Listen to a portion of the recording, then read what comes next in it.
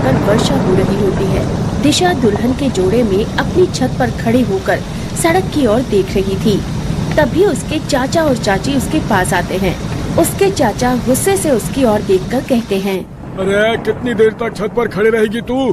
तुझे क्या अभी भी लगता है कि इस भयंकर बाढ़ में वो तुझे ब्याह कर ले जाएगा? राहुल ने मुझसे वादा किया है और वो कभी वादा नहीं तोड़ता। तभी दिशा की चाची गुस्से से दिशा से बोलती है, बकवास बंद कर।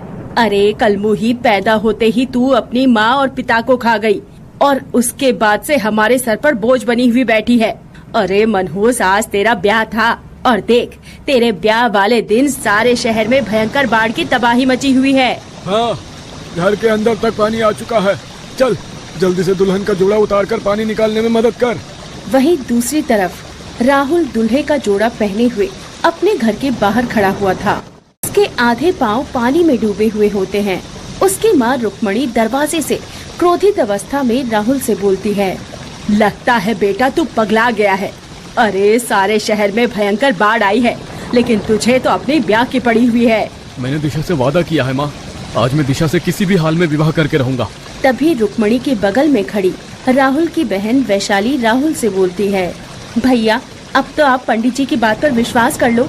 देखो उन्होंने बताया था कि दिशा एक अपशगुनी लड़की है। जिस दिन उसका ब्याह होगा उस दिन सारे शहर में तबाही आएगी। राहुल अपनी बहन की ओर देखकर गुस्से से बोलता है, और मैं इन बकवास बातों को नहीं मानता। लेकिन तू जाएगा कैसे? ना तो इस बाढ़ में कार चल सकती है और ना कोई घोड़ा।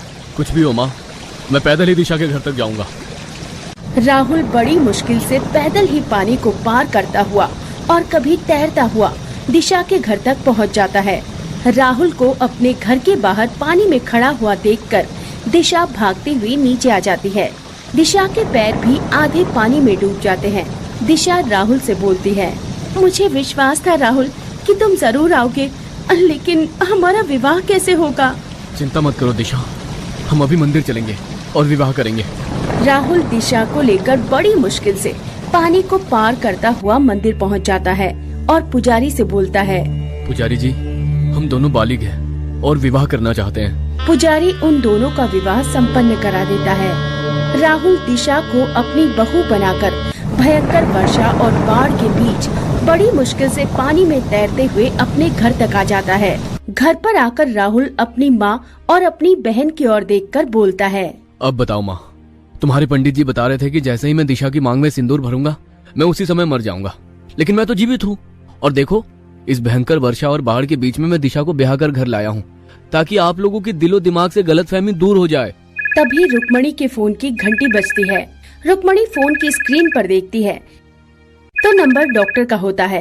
रुक्मणी फोन रिसीव करके बोलती है, हेलो डॉक्टर साहब, कुछ पता चला कि मेरे पति की मौत कैसे हुई? जी हाँ, पता लग गया। उनकी ब्लड रिपोर्ट आ गई है। दरअसल उन्हें लास्ट स्टेज का कैंसर था, जिसे डॉक्टर समझ नहीं पाए और कैंसर की वजह से ही उनकी मौत हो गई। इतना कहकर फोन कट जाता है और रुक्मणी के दिमाग में पुराने चलचित्र चलने लगते हैं। हल्की हल्की बारिश हो रही थी। राहुल एक गार्डन में खड़ा हुआ अपनी गर्लफ्रेंड दिशा के साथ बातें कर रहा है। मेरी समझ में नहीं आ रहा कि अचानक तुम्हें क्या हो गया।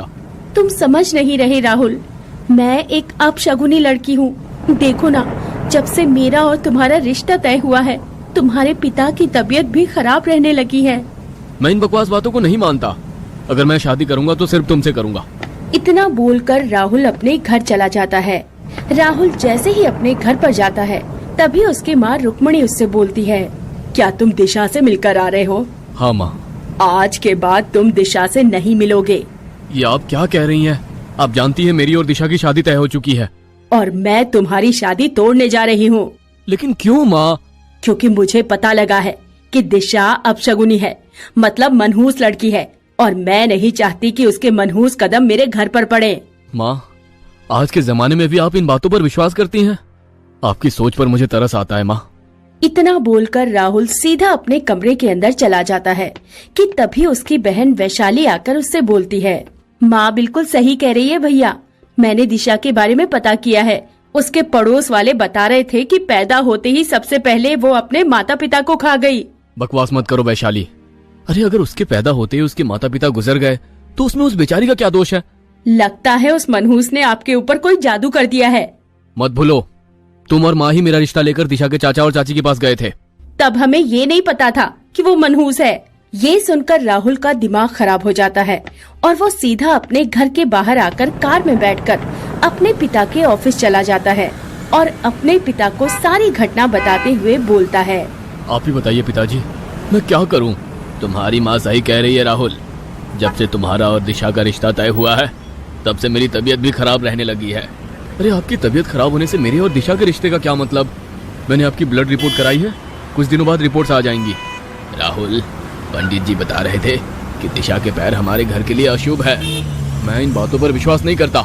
मगर कुछ दिनों बाद राहुल के पिता की मौत हो गई। राहुल के पिता की मौत के बाद रुक्मणी और वैशाली को दिशा के मनहूस होने का पूरा शक हो गया। मगर राहुल अपनी जिद पर अड़ गया और आखिरकार वो दिन भी आ गया जिस दिन राहुल और दिशा का विवाह होने वाला था। रुक्मणी आंखों में आंसू लिए हुए राहुल से बोलती है, मुझे माफ कर दो बेटा।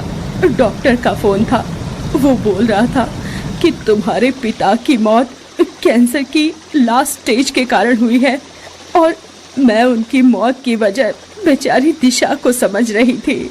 मुझे भी माफ कर दो भैया। माँ वैशाली, कोई भी इंसान मनहूस नहीं होता। मनुष्यत सिर्फ हमारे दिमाग में होती है। अब मुझे और अपनी बहू को आशीर्वाद दीजिए माँ। रुक्मणी अपनी बहू को आशीर्वाद देती है और उस दिन के बाद वो भी मनहूसियत जैसी बातों पर अविश्वास करने लगती है।